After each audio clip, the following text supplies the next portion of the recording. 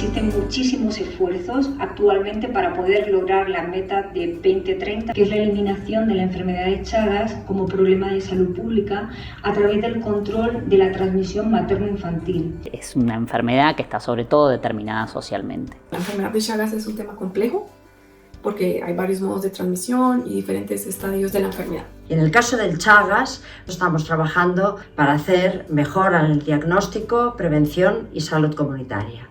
De los más de 7 millones de personas que tienen la infección actualmente, solo el 10% se diagnostican y menos del 1% se tratan. Debe disponerse de datos epidemiológicos que nos cuenten un poco cuál es el alcance que tienen estas enfermedades. Solo de esta manera podremos llegar a hacer una prevención adecuada y un tratamiento adecuado. La interrupción del Chagas congénito es uno de nuestros focos fundamentales de trabajo. A través de ese binomio madre-hijo se puede sacar el Chagas de espacios muy silenciados y traerlo hacia atención primaria.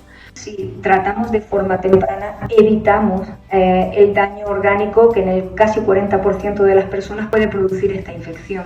Es a través de esta prevención cómo se va a conseguir que enfermedades como el Chagas disminuyan de forma significativa.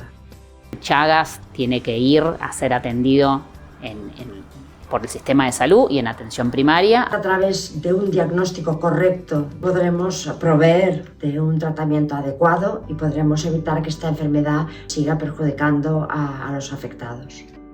El aumento de la capacidad de diagnóstico de los laboratorios es esencial para el tratamiento de las enfermedades. No hay un diagnóstico único y requiere varias pruebas complementarias. Optimizar o adaptar las pruebas y desarrollar nuevas pruebas de diagnóstico de punto de atención que nos permitan llegar a las poblaciones de difícil acceso y aisladas. Hace falta más pruebas rápidas y sencillas que vinculen el diagnóstico al tratamiento y al cuidado integral. Necesitamos optimizar los esquemas de tratamiento, su dosificación. La investigación en diagnóstico y en tratamiento es fundamental para aumentar las coberturas de atención en estos pacientes. Proveer a estas colectividades de los elementos que permiten mejorar su calidad de vida, tanto a nivel de prevención, a nivel de control de vectores y también a nivel de salud comunitaria. Para lograr estos objetivos, interrupción materno-infantil de Chagas, llevar Chagas a atención primaria,